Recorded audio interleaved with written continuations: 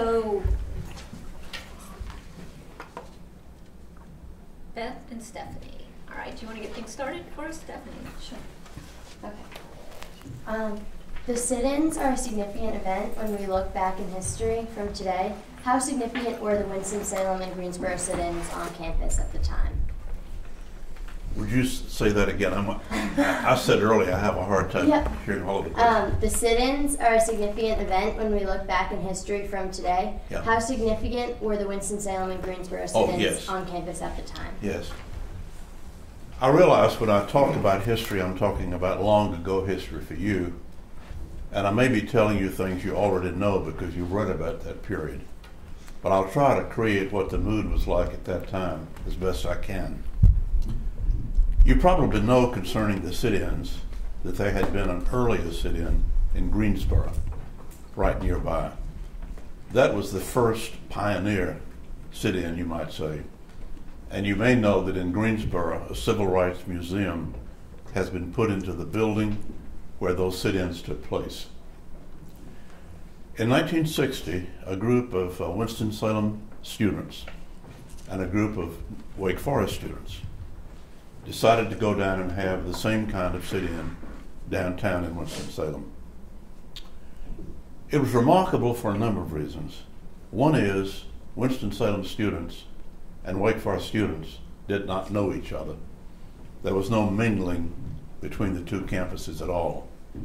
So the strangers from Wake Forest joined strangers from Winston-Salem State and sat in at the lunch counter.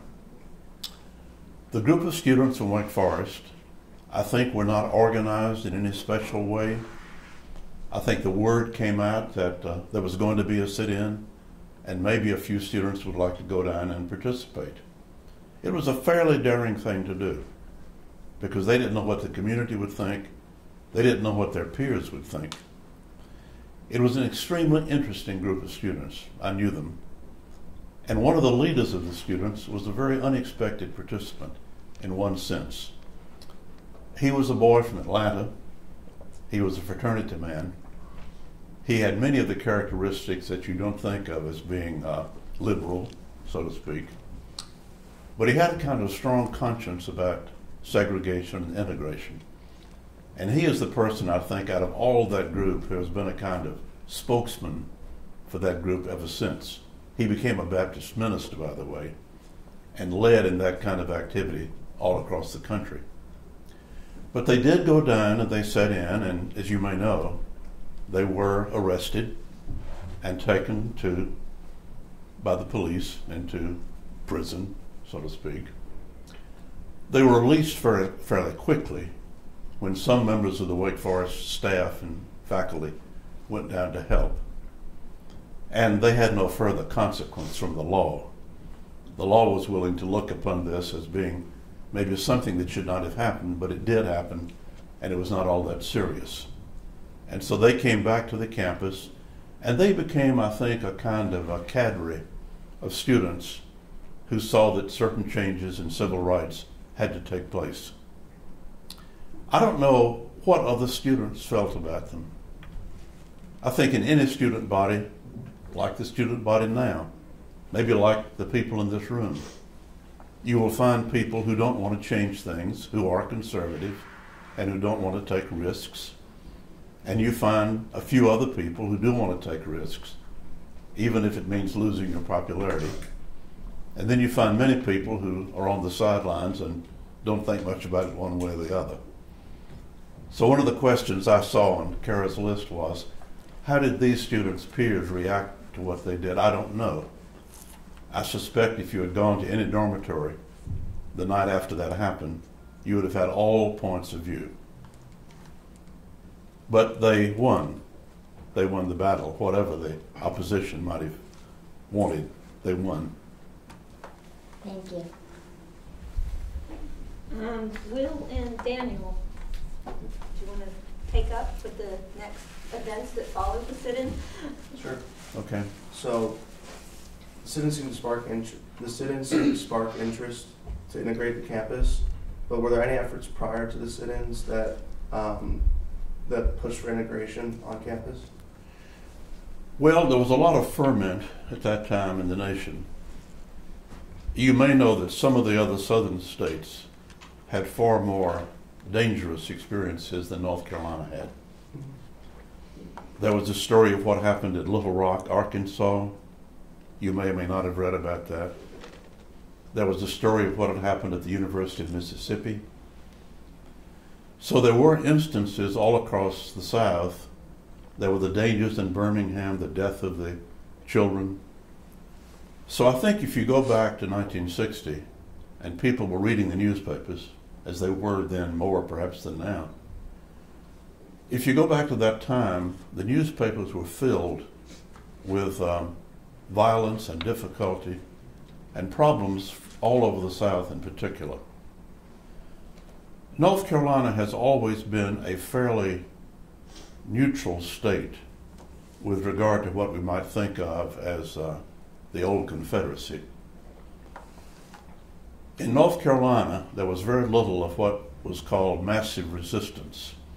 Do you know that term? After Brown versus Board of Education, the Supreme Court decision in 1954, some neighborhoods in the country proclaimed what they called massive resistance. This phrase was particularly used in Virginia, and the phrase meant we're going to resist what Brown versus Board of Education told us to do. Following Brown versus Board of Education, public universities, public schools began gradually to be integrated, sometimes with great difficulty and sometimes with a lot of negative results. Fortunately, in Winston-Salem, the leaders of the community got together. Winston-Salem at that time had what I would call a very benevolent, paternalistic society, because much of Winston-Salem attitudes was formed by the leaders of a few prominent families, like people representing the Reynolds family, the Haynes family. You know those names. And the leaders of Winston-Salem did not want any kind of trouble in Winston-Salem. And so they let it be known that the Winston-Salem public schools were going to go through the process of integration without any kind of fight. So the public schools were being integrated.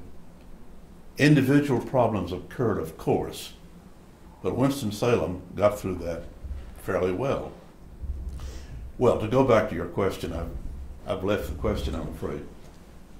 To go back to your question, it was not just the sit-ins in 1960-61 that prompted a lot of attention. It was what was happening all over the country. It was the big subject for newspaper headlines. And so more and more on the campus, everyone began to talk about what Wake Forest should do. And in 1961 especially, there began to be groups on the campus saying that Wake Forest should now integrate. Wake Forest did not have to integrate because the law does not require a private school to do that. But there were groups that said Wake Forest should become integrated. Many of the students took part in this. I think, if anything, the students probably were the most important element in this movement, because there was a great deal of activity among the students, as I said earlier. And you need to remember, if you know, you probably know this from history, that your predecessors in the 1960s were far more inclined to take part in political and social causes than students are now. And we can talk about that a little bit later. There also was a core of faculty members who were determined that this would take place. I can mention a man named McLeod Bryan, who was a kind of hero to the students, to the activist students. He was a professor of religion who taught ethics, and among the ethics he taught was what our responsibilities were toward people of different colors. So McLeod Bryan spoke publicly and privately about how we should go ahead and become integrated. And there were other people I could mention. I won't go on with the names. But as in any movement, there is a kind of core of people who are willing to accept change. So on the faculty, among the students, and in the administration, there were people who were saying Wake Forest needs to go ahead and integrate. So in 1962, we admitted our first black student. As you may know, he was a student from Africa. Do you know that story? His name was Edward Reynolds, of all things. It's always been ironic that the first black student was a Reynolds. But somehow he was located as being a student who wanted to come to America to get a college education. And so he was admitted in 1962, and from that time on, Wake Forest has been fully integrated. I would like to say, and being a Wake Forest alumnus, I say this with some satisfaction, Wake Forest was the first Southern private university to become integrated. We were ahead of Duke, ahead of Emory, ahead of Vanderbilt, ahead of Davidson, ahead of all the other private schools. So even though we were slow, and some people thought we were painfully slow, even though we were slow, we were to that extent a kind of pioneering institution. And I'm proud of that, actually. So Ed Reynolds came in 1962. He has had, by the way, a very distinguished career. He majored in history, went to get a PhD, is teaching in California, has come back to the campus a number of times, and is one of our most prominent academic alumni. That's a long answer to your question. Is that what you asked me? Yes, it's perfect. Okay. If you want to interrupt me, please do, at any point. Is that okay, Kara? That's perfect. Yeah. And I want to make sure that everybody gets at least one of their questions asked. Yeah. So we're going to shift to. And I know you want to talk about Vietnam too, Yeah, at some point. that's right. Yeah. So we're going to shift to. We're going to say somewhat on integration, but we're going to look at it from the athletic viewpoint. We just regarding the football team at Wake. I know there's a long history with integrating the football team, and we were just wondering if you remember any just disturbing reactions from other teams or fans or officials or even players that when Wake took the field for the first season with their integrated team. Mm-hmm. The integration of the athletic teams followed several years after this. Yeah. We had as director of athletics a man named Gene Hooks, who was the predecessor to Ron Wellman, who is the athletic director now. And he became convinced that we should recruit black athletes. We had a football coach named Bill Tate, who had come here from Illinois, I think, who had the same feeling. So they decided, at least on a kind of exploratory basis, to begin to take 2 or 3 football players. One of the early football players to come was a man named Bob Grant. And Bob Grant was a fine player and also a fine human being. A few years ago, to be anecdotal again, a few years ago, Bill Tate's football teams came back to the campus for a reunion of all the players who were here at that time. And one of the speakers at the reunion was Bob Grant, who also lives in California. I wondered what he would say because I didn't know what he thought about it. But he was so sentimental about remembering Wake Forest and about the way in which he was accepted by the coaches and by the players. I think, though I don't know, I'm not an athlete, I think that the other players were the first to be, that's my guess, the first to be happy about it. We were talking about sports earlier. I personally think it's easier if you're working on a team with blacks and whites because they have the same goal toward victory and are working together. I think it's easier for them to accommodate one another than it is sometimes for students in a dormitory who might find reason sometimes to become angry at one another. So I think the team began to accept the change very quickly. That was Bob Grant's opinion when he came back to talk. In basketball, we had the great opportunity to recruit a player named Charlie Davis. And Charlie Davis was one of the great basketball players in Wake Forest history. And he has many records still, I think, that have not been broken. But Charlie Davis came, I think, in the late 60s, early 70s, and he was such a superior basketball player that I happen to know that some alumni who didn't like the idea of integration became in favor of integration when they saw Charlie Davis out on the basketball court. There's nothing that is more appealing to a fan than success. And he brought success. And that made a tremendous difference. I can't tell you what the students felt because I wasn't living in the dormitory and I could never get a cross-section of opinion. But I think it went pretty well athletically. And then, of course, you know what has happened. Since the 1960s, both football and basketball have become primarily the sport of black athletes. And you see something about the march of history when you think about something that began so simply that then went on to become a major part of our athletic lives. Okay, I think that's. I just wanted to jump in because I've read about this, but were there players on the football team such as like Brian Piccolo, and I think there another one, Makovich or something, that kind of played a role in that as well, or was this more the coach's direction?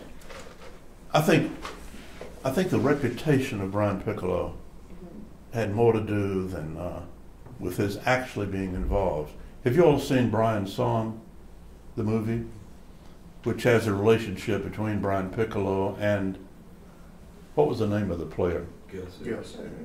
Yeah, that had that relationship. I think that movie had a lot to do with feelings, but that was after, of course, Brian had died. Brian was here, I think his class was 1964. Forgive me if I make some technical mistakes like that. But I think Brian was here in 1964, and his classmate was John Makovic, who came back and became the Wake Forest football coach. So I'm not sure whether Brian was still here when the first black football player came. I don't think so. He may have been. But I think it was the story of Brian's Song and the friendship that developed in that story. It used to be, I don't know whether it still is or not, it used to be that periodically on the campus, Brian's Song would be shown. Has it been shown since you were here? There used to be occasions on the Magnolia Court when a screen would be put up and Brian's Song would be shown. Maybe the same thing will happen to the fifth quarter. Have any of you seen that? The new movie about Wake Forest? Yeah. But Brian was a symbolic figure for Wake Forest. Yeah, and I think this was just something that was mentioned, and we'll move on, and we have the Vietnam era to get to. But I think it was something mentioned in an Anthony Parenti's speech where he talked about that Makovic and Piccolo at least had conversations with the coaches. So it may have just been a supportive role that they played. I think so. Yeah. I think so. Okay. All right. Well, we will move on to Vietnam. Nate, did you want to get the question started? With Vietnam going on, we were curious as to what the general mood and tone on campus was in the late 60s and early 70s. All right. By the students and faculty. I'd begin by saying that a general thing, I think as far as political activism is concerned, Wake Forest is a relatively conservative campus. The Vietnam War, of course, began to provoke difficulties on college campuses all over the country. The best known difficulties, the ones that were most often written about, occurred at places like Berkeley in California, at Harvard, at the University of Wisconsin, places like that. The Wake Forest mood about Vietnam was slow to develop, I would say. In my memory, Vietnam began to be talked about quite a bit in the mid-1960s. The main issue, of course, that prompted continued action was the selective service system. I don't think it's any accident that now on college campuses, even at Berkeley or Cambridge, anywhere, there is very little interest shown in what's happening in Iraq and Afghanistan. I haven't heard about any riots on college campuses anywhere leading to the proposition that that the United States should leave Iraq or Afghanistan. People seem generally to have settled into the idea that the war is going on and that there's no particular reason for young people to be alarmed about it. There probably are reasons, but the reasons that people give do not lead to protests. However, in the case of the Vietnam War, as you know, there was a draft, and the draft had profound effect on male students in particular. I had just joined the administration at that time, and I don't know how many male students would come by to talk with me about how they might possibly get some kind of exemption from the draft. And all I could do was to tell them what the legal process might be. I think the combination of the fact that the draft was a consideration and most of the male students did not want to be drafted, that led to the beginning of a core of students who were willing to begin official protests. And they began about 1966 or 1967, and that number grew. There were also a number of more liberal faculty members, especially, who supported them in what they were up to. And we began to have teach-ins. We began to have desks set up at which somebody who wanted to avoid the draft might find out the best way to go about it.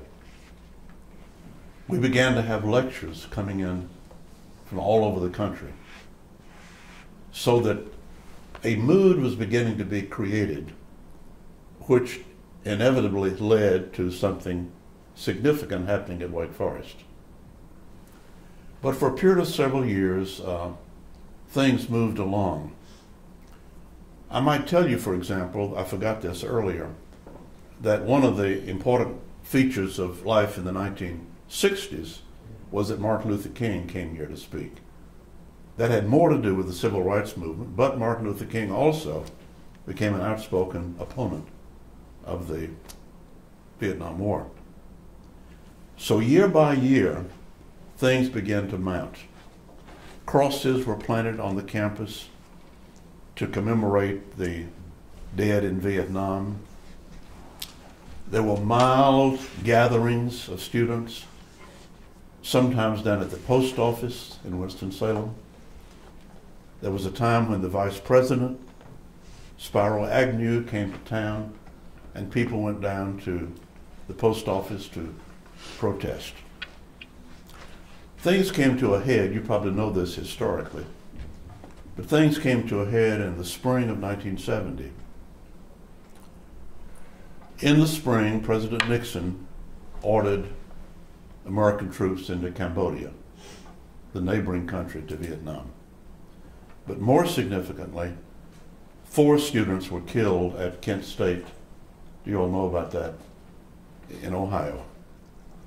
Kent State, not a school that you think of as being in any way radical, but there were protests at Kent State, and the guardsmen fired into the crowd and killed 4 students who, by the way, were not protesters.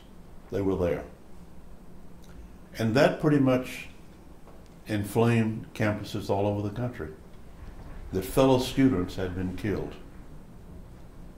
And that's what drove about 500, I think, students at Wake Forest to march on the President's house. That was the big single event in public protest at that time. Let me backtrack just a minute.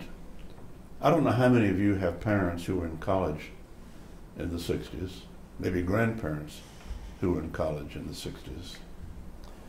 But I think whenever you look back at the 60s, you do have to remember in a broad sense that that was a far more turbulent time than in 2011. After all, it was the time of rock and roll, the beginning of drug use, and the singing of what my generation regarded as rather questionable lyrics to songs and all that.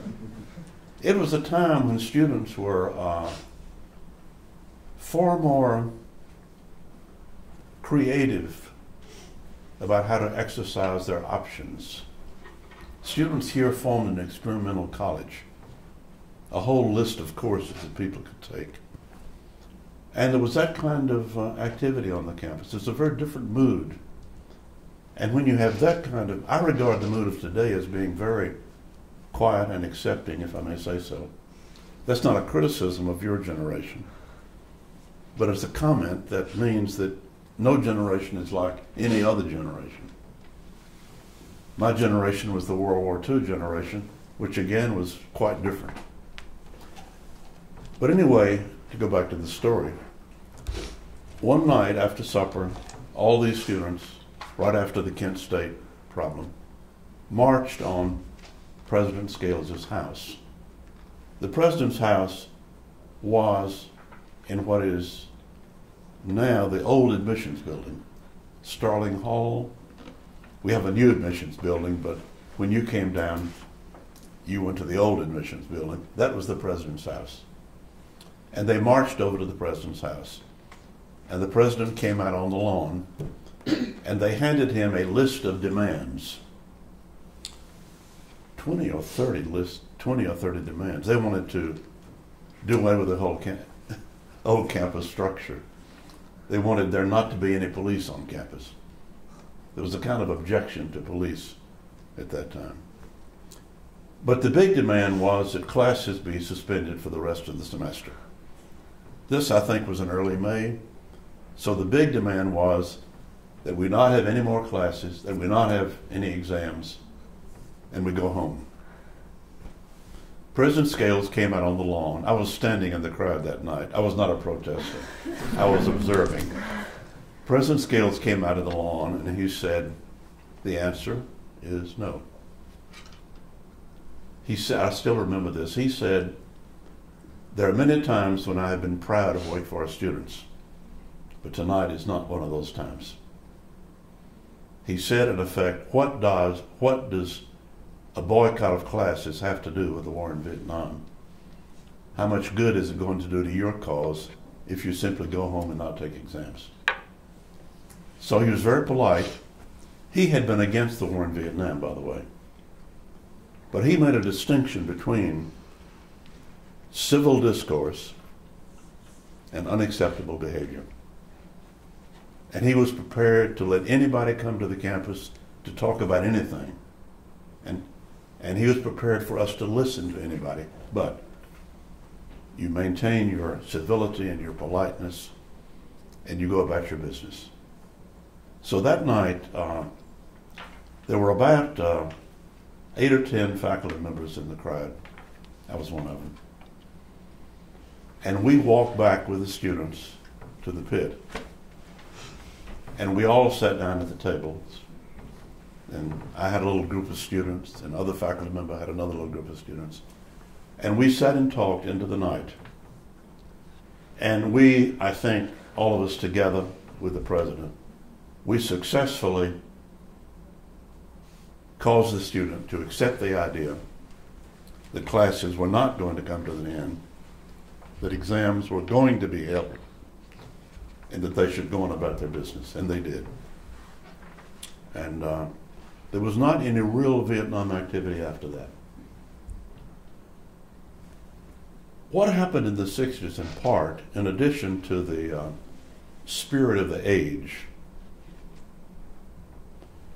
What happened in the 60s was that the Vietnam War and the Civil Rights Movement joined with popular culture to make a kind of atmosphere on the campus that was very electric. Simon and Garfunkel came here to sing. Do you know who they were or are? Joan Baez came here and filled Wade Chapel, and she sang protest songs. A group of students even tried to get the Beatles. That failed. But they did make an effort to get them. So when you think about the 60s, it's nice if you can think about the total package and what students thought about. And it's nice to ask the question, if I may say so, what do students think about now that would have comparable impact? Well, that's a long answer. I sort of tend to give long answers, I guess. That's a good answer. Okay, we want to follow up on that cultural aspect in just a minute, but I think Jordan and Kristen, do you want to follow up with the question regarding the specific event of placing the crosses and just what you remember about that? Yeah. We were wondering what you recall about the events that took place the day that the Wake Forest students honored the soldiers in Vietnam by placing crosses on the lawn. It was a very moving occasion. Nothing was done, as I recall, to hinder that's taking place. The crosses were placed and designed very beautifully. Seeing them there was like going to a cemetery. I don't think there was any harm done to the crosses, and I don't recall any kind of protest. I think even people who would have supported the war in Vietnam, and we had several faculty members who spoke in favor of the war in Vietnam, sometimes in debates with faculty members who were against it. I think it went off peacefully and very beautifully, actually. A very different mood from what I described as happening the night of the protest.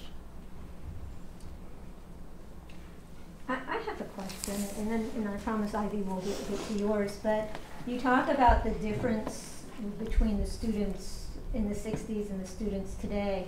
What do you see different about the relationship between the faculty and the students in the 60s and today? That's a very difficult question. I'll try to deal with it. One of the main changes in the campus environment between then and now is that Wake Forest is a good deal larger now than it was then. In the 1960s, I think we had between 2,000 and 3,000 students. I'd have to go back at the statistics, but I think that's about right. And of course, the faculty was much smaller.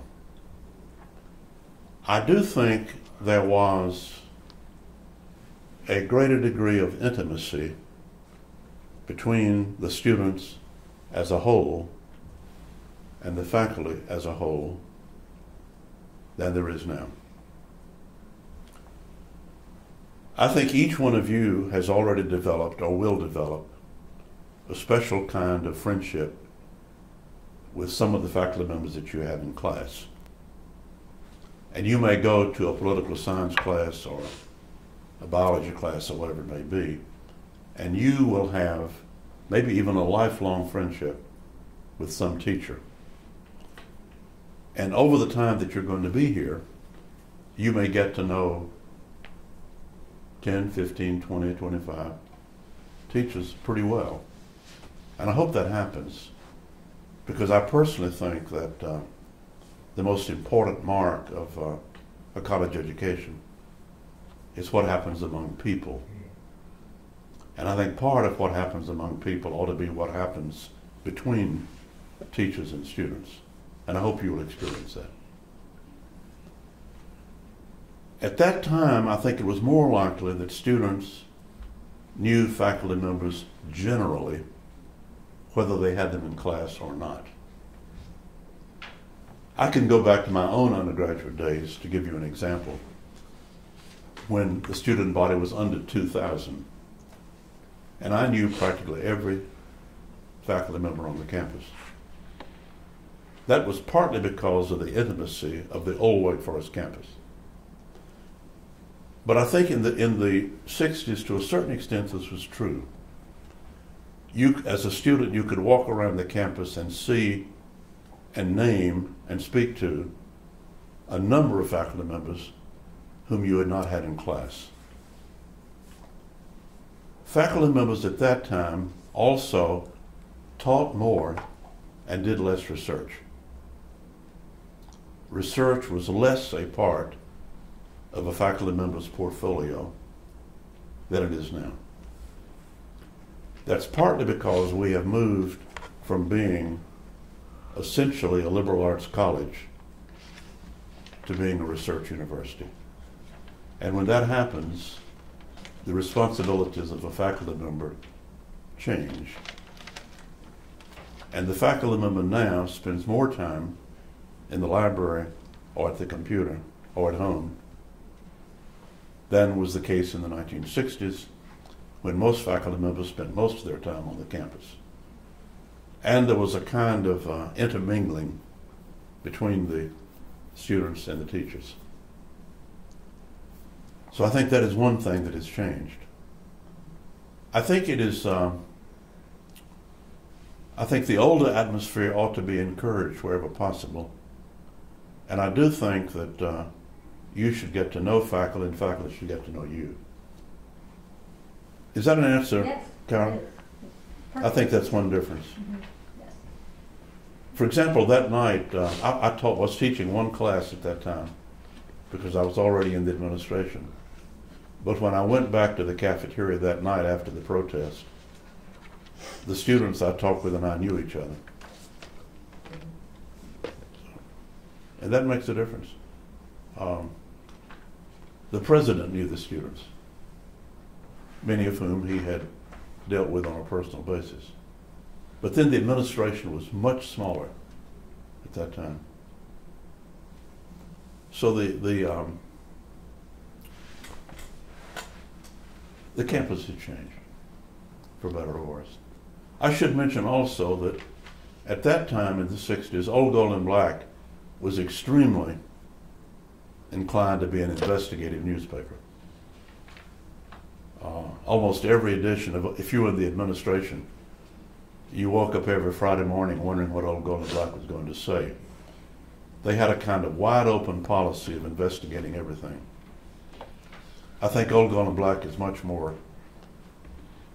passive. Is that fair to say?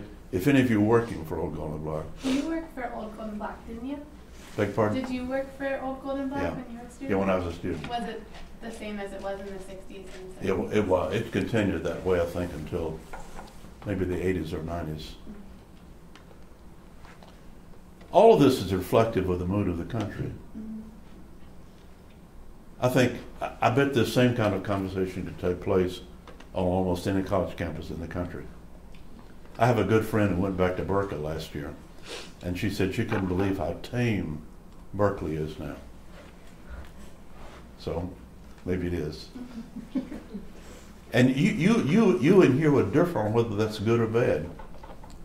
Some of you might like an activist campus, and some of you might like it sort of quiet and easy. It depends on who we are as individuals. Okay, Ivy. Well, going back to the more like pop culture aspect of the 1960s, what were some of the first signs that a cultural shift was taking place? The pro sides. The first signs that there's a cultural shift. Oh, taking for first sides.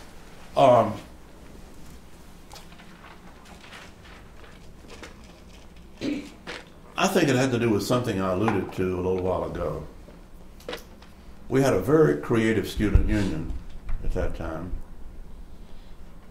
and the student union decided to bring to the campus almost anybody that they could think of and pay for who would be exciting. For example, an extreme example, do you know the name of Tim Leary, who was one of the first proponents of using LSD? Do you even know what LSD is? I have to remind myself how young you are. Well, he came to the campus, and I remember his walking out on the stage barefooted, proclaiming some of the things about drugs that he believed in. There was no objection to that. Is that to go back to President Scales, he said you can invite anybody and hear anything, but behave. Not that he would have had anything to do with what Tim Leary was talking about, but he came. You may know the rather despicable episode in which Larry Flint came to the campus. Do you know that story? Do you know who Larry Flint is, any of you? He's the publisher of Hustler magazine, which of course is beyond redemption. And Larry Flint came because the Men's Residence Council had decided to give him an award as the American of the Year for what he had done to humanity. He came and spoke. Not many people came to hear, but he was here. There was a kind of determination among students to go out and bring people here. I'm sure if those same students were around now, they'd want to bring in Keith Olbermann and Rachel Maddow and Sarah Palin and Michelle Bachmann and Glenn Beck and everybody. It was not so much that they were motivated by a particular point of view.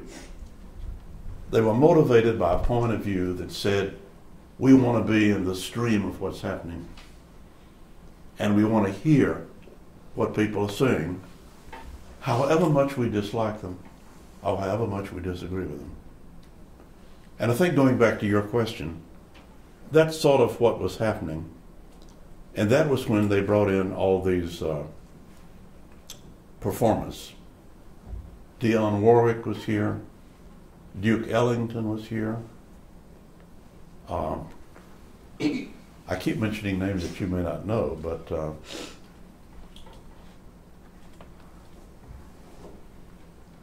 I will part for one more episode, which sort of gives you the flavor of the era. I had a very gifted student. I was teaching an English class, and I had a very gifted student. This was in the 60s sometime. And she came up to me after class one day, and she said, have you ever heard the Rolling Stones? And I said, no, I don't know anything about them, especially. And she said, well, I'm going over to Greensboro tonight to hear the Rolling Stones, and I bought an extra ticket because I want to take you with me. And this girl took me to Greensboro to hear the Rolling Stones. Do you all know the Rolling Stones? I guess you do. You know, the Beatles are pretty safe, but the Rolling Stones, that was fairly extravagant. And I still remember sitting over there in Greensboro, like a fish out of water, listening to the Rolling Stones, but I was glad I heard them. So that now, if people remember the Rolling Stones, I can say, well, I was there. But that again is a sign of, there was a time when some students, for example, a few students, got it into their head that they should call faculty members by their first names, which is okay. But there was one student who would always meet me on the campus and say, hi, Ed. I use that only as an illustration of a kind of, you know, the German word Zeitgeist, a spirit of the age that took place. So gradually, what happened over this period of time was that the environment changed in that respect. And in many respects, we were still very conservative. women students still had a curfew. Women students still had a very strict dress code. Dormitories were completely separate. You know, all the women on the south side, all the men on the north side. So as far as, I'm making a distinction here between what was thought and said and what was done. The campus was still fairly conservative, more conservative than it is now, I would say, as far as conduct is concerned. It was a conservative campus, but it was a listening campus. I hope that distinction makes sense to you. If it doesn't, pursue the question. Is that okay for your question? Yeah, that's great. Thank you. What time is it? What's that? Time. 10:25. Okay, well, I think everybody's had a chance to get some of their questions answered. So are there any other questions you would like to ask? Yes, sir. What did you see was there a big difference in between the attitude on campus towards the Vietnam War versus World War II when you were on campus for that? Did the students view those differently with the drafts, or? Very different. I think I went to college in the early 40s, and I think like most Americans, I felt that World War II was what we sometimes have called a good war, a just war. People can argue that there's no such thing as a good war. But reading the newspapers about Hitler and Mussolini and what was happening all over Europe, Norway falling, Belgium falling, Denmark falling, reading all that, I kept on the map of my dorm room a map of Europe, and I traced what was happening as the Nazis began to close in on almost all of Europe. And by the time I was a student, England was pretty much standing alone. I don't know of any contemporaries of mine who not only believed that the war was justified. I knew one boy who was a conscientious objector, one person. He was a pacifist, and he refused to serve because he didn't believe in war at all. He was the only person I knew. Day by day and month by month, we were being drafted. But I would say not that we were any nobler or anything, but because the world situation was different. I think we felt, well, this is the way it had to be, it ought to be, because somehow Western civilization had to be saved, and Great Britain had to be supported. We had the advantage of hearing on the radio ever so often Winston Churchill. Have you ever heard him speak? The great Prime Minister of England. And we also had the advantage of hearing Franklin Roosevelt giving his fireside chats. And when you had the kind of dominant leadership that Roosevelt and Churchill had, and when you had the kind of compelling cause that the American troops had, you said to yourself, well, I have an obligation to take part.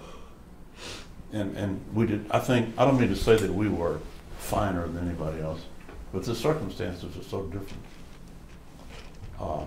People could legitimately say, well, why are we in Vietnam exactly?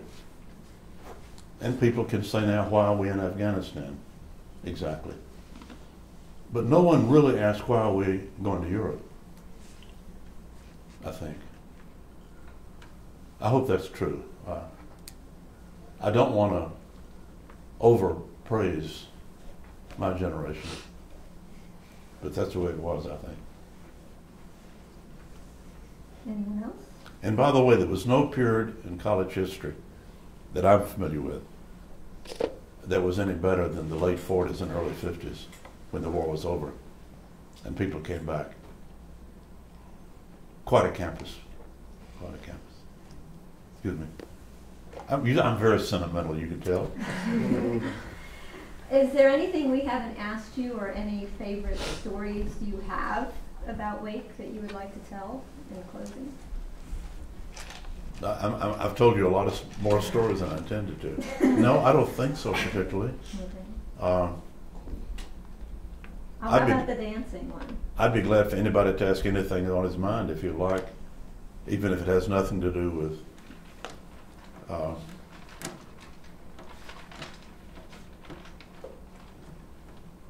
I guess I don't know. I'm just curious to know.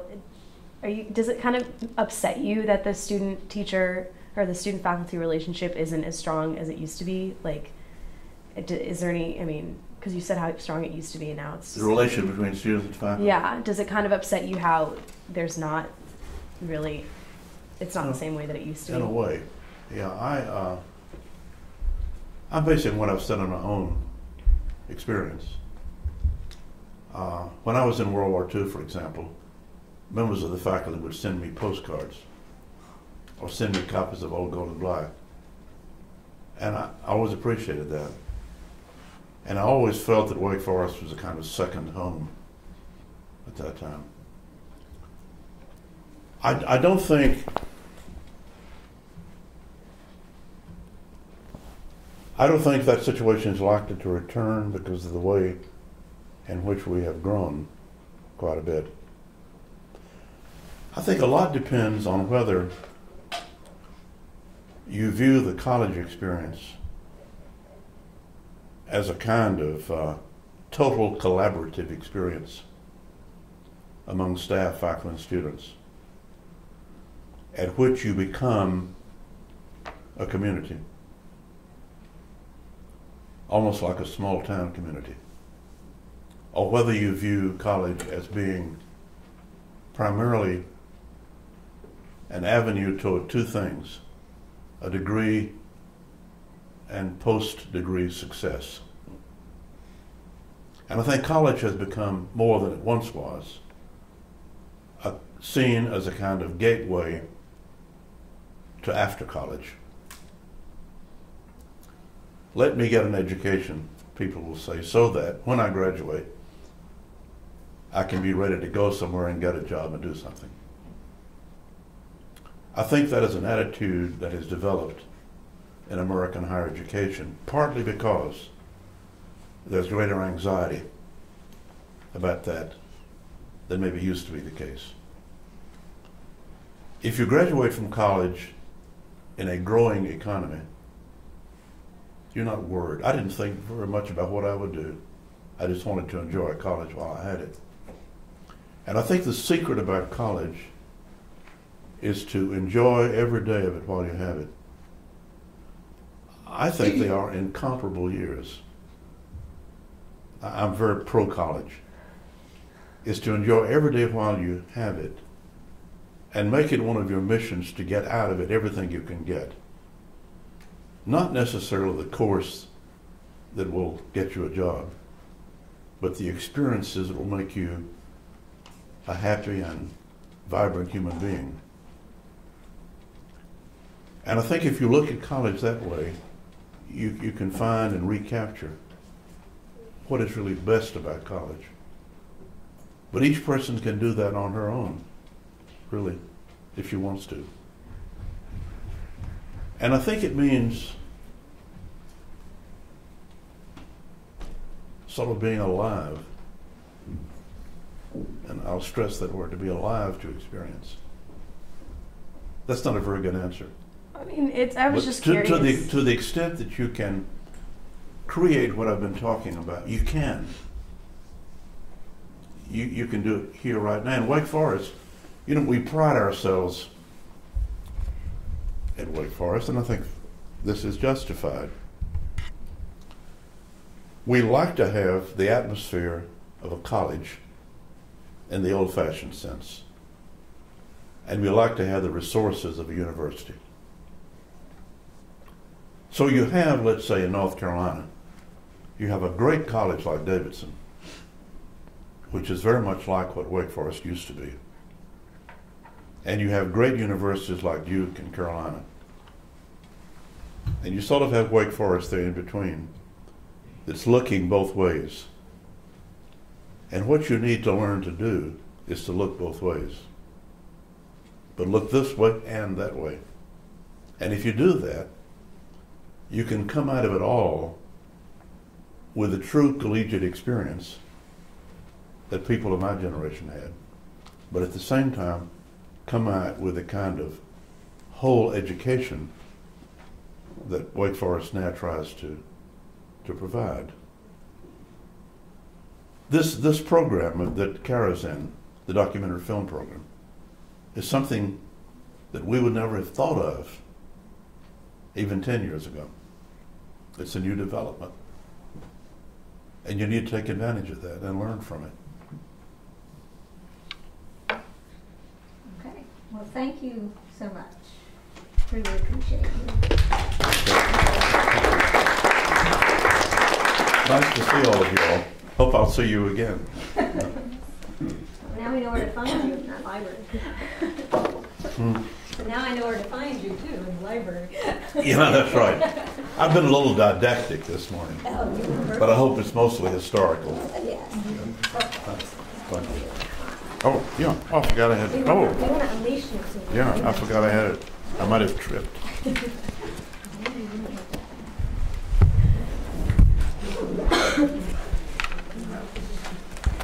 Oh, all right. I will email.